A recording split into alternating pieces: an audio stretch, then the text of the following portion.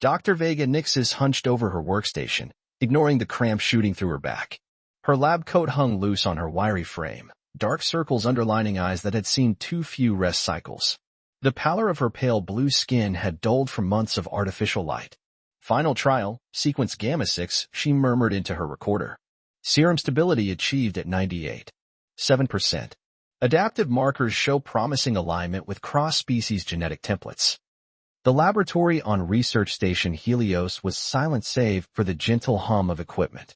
Everyone else had left hours ago, exactly as Vega preferred it. On a station hovering at the edge of the Andromeda Galaxy's outer ring, populated by the scientific elite of 17 species, Vega was considered brilliant but difficult. Antisocial, they called her. All intellect, no instinct. That was the polite version. She'd overheard worse in the commissary. Her species, the Australian, valued balance, physical grace paired with mental acuity. But Vega had been born lopsided, her mind accelerating while her social development lagged. On her homeworld, such imbalance was seen as evolutionary regression. Vega lifted the vial containing her life's work, a serum designed to trigger benevolent evolutionary adaptation. In theory, it would help colonists on harsh planets adapt more quickly without generations of suffering. In reality, no one would approve human testing. Not for decades.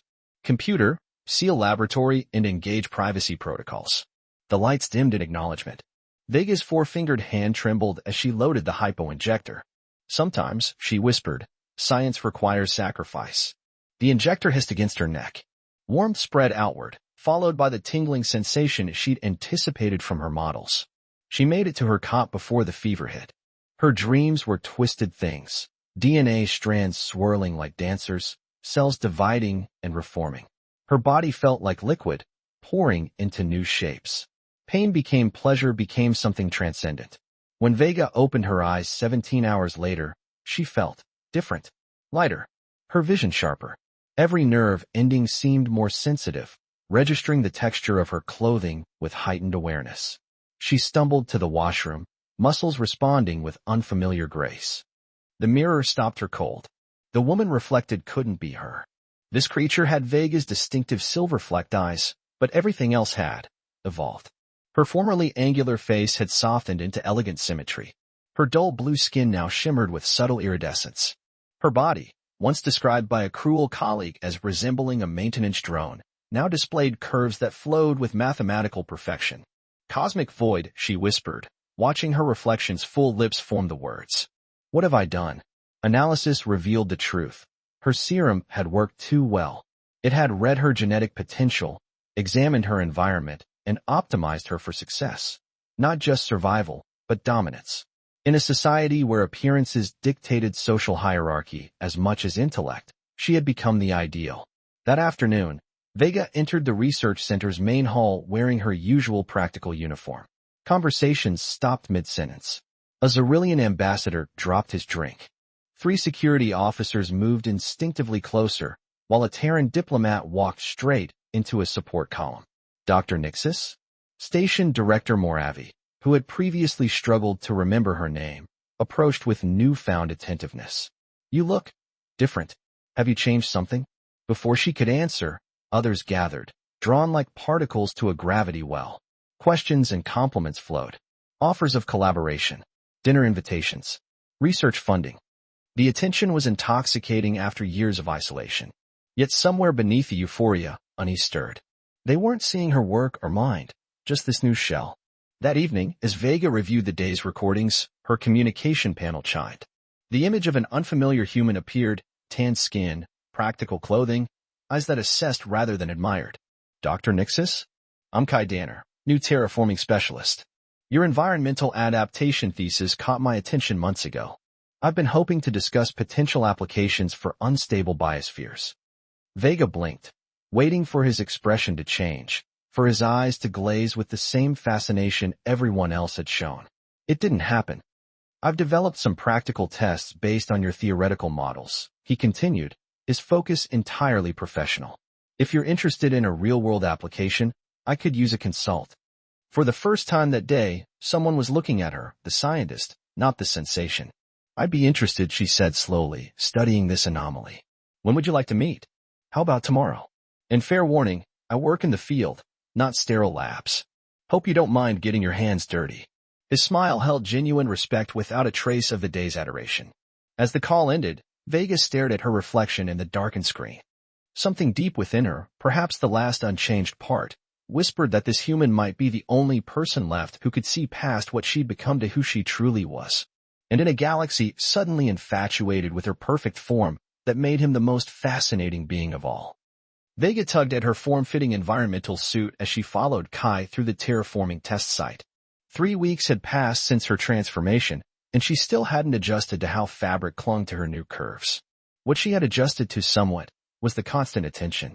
The atmospheric stabilizers are just through here, Kai said, leading her into a biodome filled with experimental flora. They're not keeping up with the methane conversion rates. Unlike everyone else at the station, Kai spoke to her eyes, not her body. He cared about her expertise, not her evolutionary miracle. Your serum could potentially help us develop plants that adapt faster to foreign atmospheres, he continued, brushing soil from his hands. Though I'm curious about the genetic stability across generations. Vega smiled, feeling a flutter of something genuine. That's exactly the challenge I've been. Her communicator buzzed with yet another priority message.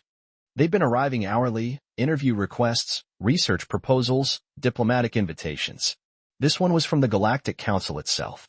Dr. Nixis, the Australian High Command requests your immediate presence at the upcoming Interstellar Diplomatic Summit. Transport arranged. Details classified. Problem? Kai asked, noticing her frown. My government wants me as their representative at the summit. She shook her head in disbelief. 3 months ago, they rejected my research grant. Now I'm suddenly vital to interspecies relations. Kai leaned against a support column, studying her with those analytical eyes. Because of your work, or because of your change? The question struck her like a physical blow. I don't know anymore. Don't attend, then, he said simply. Stay here. Finish what you started. A chime from the entrance interrupted them. Station Director Moravi stood there, flanked by 2 Australian officials in ceremonial attire. Dr. Nixis, the director's voice dripped with newly found respect. These gentlemen have traveled quite far to speak with you. The older official stepped forward, his eyes drinking in her appearance with barely concealed fascination. Dr. Nixis, I am Ambassador Threll. Your presence has been requested by the High Council. Immediately. I'm in the middle of important research, Vega protested. This goes beyond research, the second official stated. News of your evolution has reached every corner of the galaxy. 3 trade agreements have already been proposed just for your consultation services. Kai cleared his throat. And if she declines? The officials exchanged glances. Not an option. Dr. Nixis is now considered a strategic asset of the Australian people. That evening, as Vega packed for her unwanted diplomatic journey, her doors slid open without announcement. Kai stood there, a datapad in hand. I've got something you need to see. On the screen, news reports from a dozen worlds scrolled by, all featuring her. The Australian Enchantress, one headline proclaimed. Another, Evolutionary Perfection, the woman who changes politics with a glance. Most disturbing was the footage from an Aurelian peace negotiation where both warring factions had abruptly agreed to terms after her image was displayed. It's not just attraction, Kai said quietly. Whatever your serum did, it's triggering something primal across species. Something that overrides logic. Vega sank onto her bed. Except in you. He sat beside her, close but not touching. There's a theory in xenobiology about immunity to pheromonal influence. Some humans have it, particularly those with certain neurological structures. So you're what, broken? She asked with a weak smile. I prefer differently wired, he replied, then grew serious. They're going to use you, Vega. You know that, right? You'll be trotted out at every negotiation, every treaty signing. A biological persuasion tool. She stared at her hands, still recognizably hers despite everything else that had changed. What choice do I have? Kai's hand covered hers briefly. The touch sent an unexpected warmth through her that had nothing to do with her transformation. There's always a choice, he said. I just wanted you to understand what you're walking into. He handed her a small communication device. This is untraceable. If you need me. If things get complicated. Before she could respond, her door chimed again. The Australian escorts had arrived. Good luck, Dr. Nixis. Kai said formally as he stood to leave. Vega, she corrected softly. After all this. I think you can call me Vega. His smile, subtle and genuine, was the last thing she saw before stepping into her new life as the galaxy's most desired diplomat. 2 days later, aboard the Australian flagship, Vega stood before the mirror in her luxurious quarters. They dressed her in traditional ceremonial robes that accentuated every perfect curve of her transformed body. Her hair had been styled in elaborate braids interwoven with precious metals. You'll sit beside the Prime Minister, her handler explained. Say nothing unless addressed directly. Your presence alone will ensure the Centaurian delegation agrees to our mining proposal. Vega touched the communication device hidden in her sash. Somewhere across the stars, Kai was working in his practical way, caring about actual problems. Meanwhile, she had become a glorified ornament. As she entered the grand reception hall, conversations halted. Heads turned. Glasses shattered. The power was undeniable and terrifying. That night, as 12 species signed agreements they hadn't even read properly, Vega made her first call on Kai's device.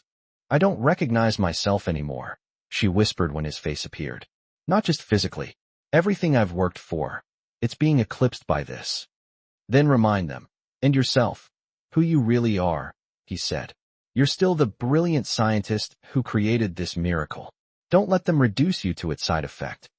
His words stayed with her as she drifted to sleep, fighting the growing chasm between who she had been and what the galaxy wanted her to be. The Draconian Emperor will see you now, Dr. Nixus. Vega smoothed her ornate diplomatic robes and entered the Imperial chambers. 6 weeks into her new role as the Australian secret weapon, she had grown accustomed to the routine. Enter room, watch powerful beings become enchanted, secure favorable terms for her government. Emperor Thorn of the Draconian Empire, a species known for cold logic and martial prowess, visibly softened at her approach. His scaled ridges flushed a deep crimson. Dr. Nixus, he rumbled, taking her hand with uncharacteristic gentleness for a being who commanded the galaxy's largest battle fleet. Your reputation precedes you, though it fails to capture your presence. Vega smiled diplomatically. You honor me, Emperor. I understand you wish to discuss the contested systems along the Australian border. 2 hours later, she exited with terms that would have been unthinkable before her transformation. The contested territories, rich in rare minerals, would remain under joint development, with the Draconians accepting a mere 30% share instead of their usual demand for dominance. Ambassador Threll was practically giddy. Magnificent work. The High Council will be ecstatic. Vega felt only emptiness. I did nothing but stand there while he stared at me. Precisely. Your gift is the greatest diplomatic tool our species has ever possessed. Later, alone in her quarters aboard the Australian diplomatic vessel, Vega examined herself in the mirror. The face that looked back was still startlingly beautiful, but something had changed in her eyes, a hardness that hadn't been there before. Her secure communicator blinked. Kai's face appeared, his features relaxing into a smile that warmed something inside her. You look exhausted, he said. Nice to see you too, she replied, unable to suppress her own smile. These calls had become her lifeline to sanity. I've been following your diplomatic triumphs across the news feeds. The Australian stock market rises every time you enter a negotiation room. Vega sank onto her bed. I'm not negotiating. I'm being paraded about like some exotic pet. Yesterday, the Quantum Coalition offered 3 habitable planets just for exclusive trade rights with me. With your government, you mean? No. With me. She laughed bitterly. Apparently, I'm now considered a sovereign entity. Kai's expression darkened. They're getting bolder. Have you made any progress studying your transformation? Understanding why it affects others this way? They won't let me near a proper lab. Too valuable to risk exposure to hazardous materials, they say. She lowered her voice. But I've been collecting data. Blood samples, neurological readings. Something about my pheromonal signature is triggering receptors that bypass normal decision-making centers in most species. Most. You're still my only data point for immunity. Their eyes locked through the screen, and the air between them seemed charged despite the light years of separation. Kai cleared his throat. Actually, I've been doing some research of my own. Your original paper on biochemical adaptation. There might be a way to. The door to her quarters slid open without warning. Ambassador Threll stood there with 2 security officers. Dr. Nixus, who are you communicating with? All transmissions must be logged and approved. Vega quickly terminated the call. A research colleague. Nothing of importance. Threll's eyes narrowed. You're scheduled to meet the Meridian High Council tomorrow. They've requested a private dinner beforehand. Their monarch has expressed personal interest in you. I'm a scientist, not a concubine, Vega said coldly. You are what your people need you to be, Threll replied. The delegation leaves in 1 hour. Be ready. After he left, Vega's hands trembled with rage. She was trapped in a gilded cage, her beauty a prison more restrictive than her former invisibility had ever been.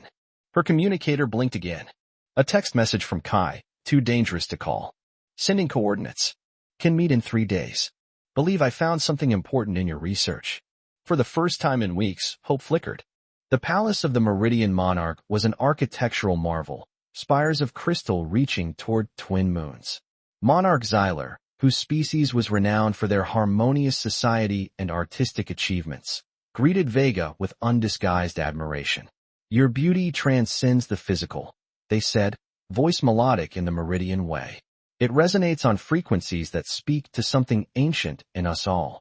The private dinner was an elaborate affair of 12 courses, each more exotic than the last.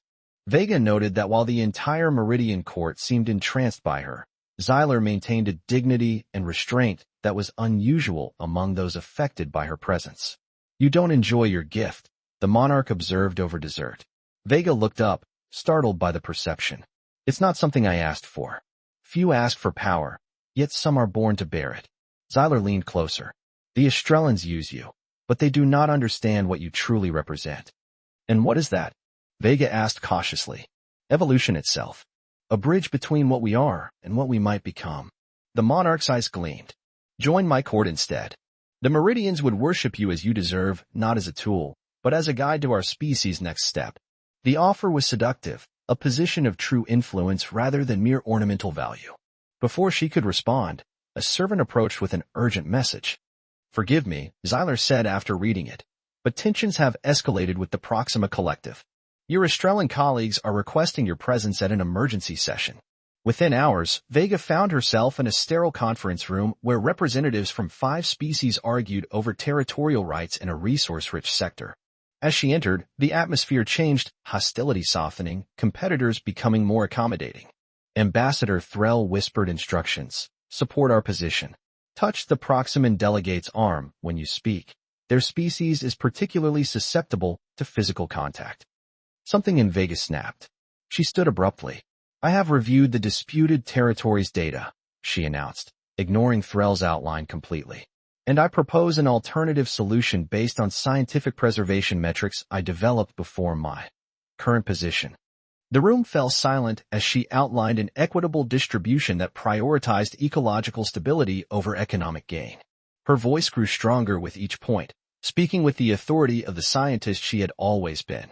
When she finished, the delegates nodded in agreement, still influenced by her presence, but now responding to her intellect as well. Later, as Threll berated her for deviating from approved talking points, Vega felt a strange satisfaction. She had used the very power they sought to exploit against them. Your behavior was reckless, Threll hissed. No, Vega replied calmly. It was a reminder. I may be your secret weapon, but I choose how I'm deployed. That night, as her ship headed toward the coordinates Kai had sent, Vega realized she stood at a crossroads. The galaxy offered her adoration, power, even worship. But somewhere ahead, a man who saw past all that waited with answers that might free her from this beautiful prison, or help her transform it into something more meaningful than mere allure. The abandoned research outpost on Dalos Minor wasn't much to look at, a collection of prefabricated structures on a moon too small to warrant official attention.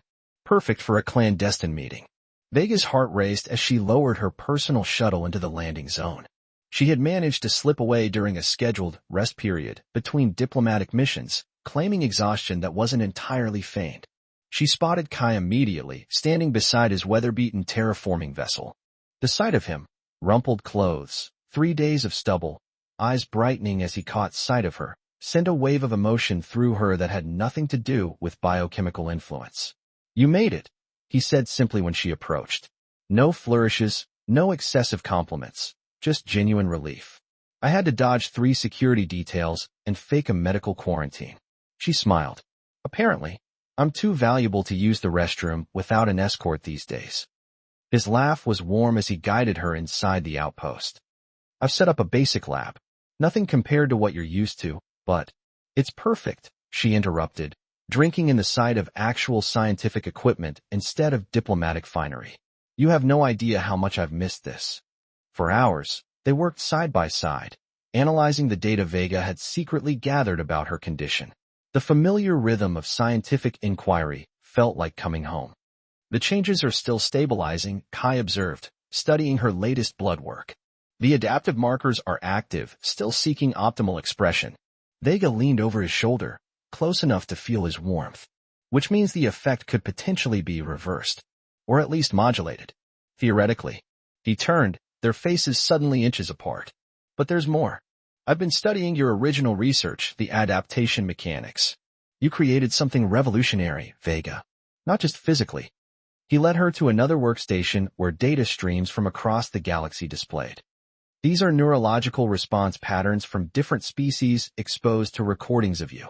The effect isn't just superficial attraction. You're triggering recognition patterns associated with trust, safety, and evolutionary advantage. I'm a biological shortcut to cooperation, she murmured, understanding dawning. That's why they want me at every negotiation. You're more than that. You could be a catalyst for actual change. His eyes held hers. But only if you control the power, not them. Something electric passed between them, understanding, possibility, and something deeper. I've missed you, she admitted suddenly. In all this madness, you're the only one who still sees me. His hand found hers, fingers intertwining. I see you because I saw you before. The brilliant mind, the determination. The way you chew your lip when you're concentrating. That didn't change. The kiss happened naturally, tentative at first, then deepening with genuine desire unrelated to biochemical compulsion. For the first time since her transformation, Vega felt truly seen rather than merely observed. Later, lying together on the small bunk, Vega traced patterns on Kai's chest. What if I don't want to reverse it? What if I could use this to actually help people, not just manipulate them into treaties? Then we find a way to control it rather than eliminate it, he replied. But first, we need to get you free from your handlers. Their peaceful interlude ended with the blaring of proximity alarms. A ship was approaching an Estrellan diplomatic vessel. They found me, Vega whispered, scrambling for her clothes. How? Kai checked the security feed. We have maybe 10 minutes before they land. There's a maintenance tunnel that connects to the southern landing bay where my backup vessel is docked. Come with me, she said urgently. Once they realize you helped me, you'll be in danger too. His smile was sad. If we both disappear, they'll never stop hunting us. One of us needs to stay and create a diversion. No. Listen to me. He gripped her shoulders. Get to the neutral territories. I have contacts there, scientists who can help you finish what we've started. Understanding how to control your adaptation is more important than our safety now. The anguish of imminent separation made the kiss that followed desperate, hungry. I love who you were and who you are, he whispered against her lips. Now go find out who you'll become. Tears blurred her vision as she fled through the maintenance tunnel, his hastily scribbled coordinates clutched in her hand.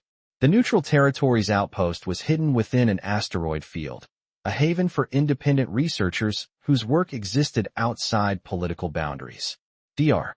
Hilaria Voss, a renowned xenobiologist with silver-streaked hair and no patience for formalities, greeted Vega with professional curiosity rather than the typical enchantment. Another one immune to the effect, Vega noted with relief. Hardly, Dr. Voss snorted. I'm experiencing the full biological response. I've simply had 90 years to learn that beauty is common. Intellect that can revolutionize science is rare. For 3 weeks, they worked relentlessly on understanding and modulating Vega's transformation. News from across the galaxy painted a concerning picture. The Estrellans had declared her a rescued hostage, while privately offering staggering rewards for her return. Political systems destabilized in her absence. Treaties faltered without her presence to smooth negotiations. Most concerning was the report that a human accomplice had been taken into Estrellan custody for questioning. They're using him as bait, Dr. Voss observed, watching Vega's stricken expression. The question is, will you take it? That night, alone in her quarters, Vega stared at her reflection, still impossibly perfect, still the face that launched 1,000 diplomatic initiatives. But her eyes held shadows now and determination. Who am I? She whispered to her image. The awkward scientist? The galactic enchantress? Something in between. The answer came in the form of a breakthrough the next morning, a modified version of her original serum that would allow conscious control over the intensity of her effect on others.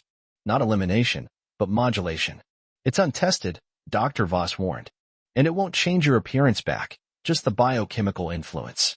Vega rolled up her sleeve. Test it on me. If it works, the older scientist said, preparing the injector, what will you do with this new control? Vega thought of Kai, his belief in her, his vision of what her gift could truly mean. She thought of the treaties signed under her influence that had actually brought peace to warring systems. She thought of the power that had been used to control her.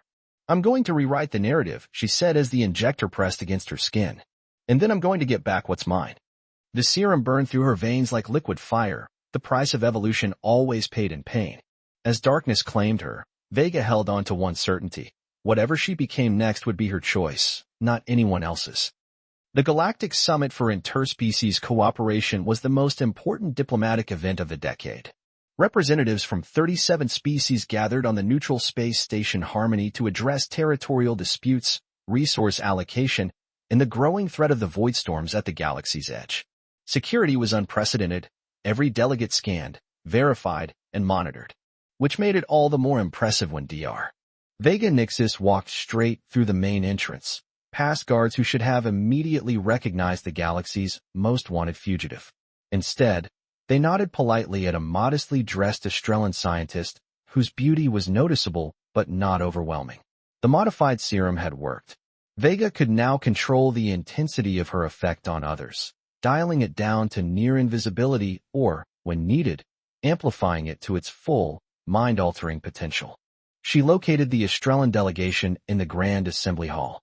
Ambassador Threll was addressing a cluster of diplomats, his tone condescending as always. Assure you, our search for Dr. Nixis continues. Once she is recovered from her abductors, negotiations can resume under optimal conditions. Vega approached silently, gradually releasing the biochemical restraints she'd placed on herself. Heads began to turn. Conversations faltered. By the time she reached the delegation, Threll had stopped mid-sentence, his mouth slightly open. Ambassador Threll, she said pleasantly, I believe you've been looking for me. Security personnel rushed forward, only to find themselves suddenly uncertain of their purpose as Vega directed the full force of her presence toward them. Where is he? She demanded, her voice carrying through the suddenly silent hall. Dr. Nixis, Threll stammered. This is highly irregular. The human scientist you're holding. Kai Danner. Where is he? The High Council leader of the Australians stepped forward, regal in ceremonial attire. Dr. Nixis, this discussion should occur in private. Your condition is under my control now. She demonstrated by allowing her effect to pulse outward, causing a collective gasp from the assembly, then pulling it back until she appeared almost ordinary. As you can see, I've evolved beyond being your diplomatic accessory. Screens around the hall flickered to life as she activated the transmission she'd prepared. Data streams and research findings filled the displays, evidence of her work with Dr. Voss, the true nature of her transformation, and documentation of how the Australian government had exploited her condition. I'm prepared to offer my services to the Galactic Summit, she announced to the rapt audience. Not as a tool of manipulation, but as a catalyst for genuine cooperation. But first, she turned back to her former handlers. Release Kai Danner. Immediately. The council leader's eyes narrowed. You would jeopardize interstellar relations for one human? Vega stepped closer, allowing just enough of her effect to reach him. I would jeopardize far more than that. Release him, and I'll help you achieve diplomatic breakthroughs that will make our previous successes look trivial. Minutes later, Kai was escorted into the hall. His face showed evidence of harsh questioning, but his eyes lit up at the sight of her. It took all her discipline not to run to him. Are you okay? She asked when he reached her side. Better now, he said softly. You've been busy. She smiled. I had good inspiration. Turning back to the assembly, Vega raised her voice. The discovery that transformed me can transform our approach to diplomacy. Not through compulsion, but through understanding. I propose a new role, not representing any single species, but serving as an independent facilitator for the summit. What followed was the most productive diplomatic session in galactic history, with Vega modulating her effect, using just enough to ease initial tensions before relying on her scientific expertise to solve complex problems. Long-standing conflicts found resolution. Her intellect, for so long overshadowed by her beauty, finally took center stage. Later that night, in private quarters allocated to her new position as special envoy to the Galactic Summit, Vega watched the stars through a viewport. She felt Kai's presence before his arms encircled her from behind. "You're changing the course of galactic history," he murmured into her hair. "Just as brilliant as I always knew you were." She turned in his arms. "We're not done yet.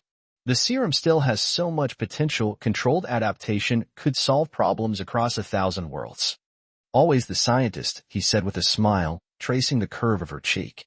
"Even after becoming a legend." "I'm both now," she replied. "And neither. I'm still becoming whatever I choose to be." His kiss was tender, unhurried. Unlike everyone else who had desired her since her transformation, his attraction had roots in who she had been before, the awkward, brilliant scientist who dropped beakers and changed the universe. "I've been offered a terraforming project in the Outer Rim," he said when they parted. "It would be a good base for continuing our research. Private. Secure." Vega thought of the path ahead, the diplomatic missions that would benefit from her unique abilities, the research that could change lives across the galaxy, and this man who had seen her true worth from the beginning. A home base would be nice, she agreed. Somewhere to return to between changing the universe. "Is that a yes?" His eyes held hope and something deeper. "It's a beginning," she answered, resting her forehead against his. "The best kind of experiment is one where you don't know the outcome until you've lived it." 6 months later, on a terraformed plateau overlooking a valley where experimental crops grew in once barren soil, Vega stood before a simple structure that combined laboratory and living quarters. Inside, Kai worked alongside a team of independent scientists, developing applications for her adaptation serum that could help species thrive on challenging worlds. The Galactic Summit had established her as something unprecedented, a scientific and diplomatic force operating outside traditional power structures. Some called her the evolutionary ambassador. Others, less poetically, the bridge between stars. Vega preferred simply Dr. Nixis, the name she'd had before beauty had changed everything, and the name that now represented not just physical perfection but intellectual revolution. A ship descended from the clouds, Dr. Voss arriving with new research data. Another would follow tomorrow carrying diplomatic envoys seeking her assistance with a particularly thorny negotiation. Balance, she had discovered, was not about choosing between who she had been and what she had become. It was about integrating both into something greater than either alone could be. As twilight painted the sky in shades of lavender and gold, Kai emerged from the laboratory. His smile, still immune to her biochemical influence but deeply affected by emotions that required no serum to create, reminded her that in a universe obsessed with her transformation, he remained entranced by her essence. "Ready for dinner?" he asked, taking her hand. "Almost," she replied, looking out over the valley where plants adapted to their environment just as she had adapted to hers. "I was just thinking about evolution." "Always working," he teased. "No," she said softly, turning to meet his gaze. "Just grateful that when the universe fell in love with what I became, you remembered who I was." His kiss was answer enough, a perfect balance of passion and tenderness, respect and desire. The true evolution, Vega had discovered, wasn't in her perfect form or her biochemical influence. It was in finding the courage to be authentic when the entire galaxy wanted only the surface. As stars appeared above them, Vega embraced both her past and her present. The awkward scientist and the galactic sensation now unified in a woman who had transformed not just herself, but potentially the course of interspecies relations forever. Some called it a miracle. She called it science. And in Kai's eyes, she simply called it love.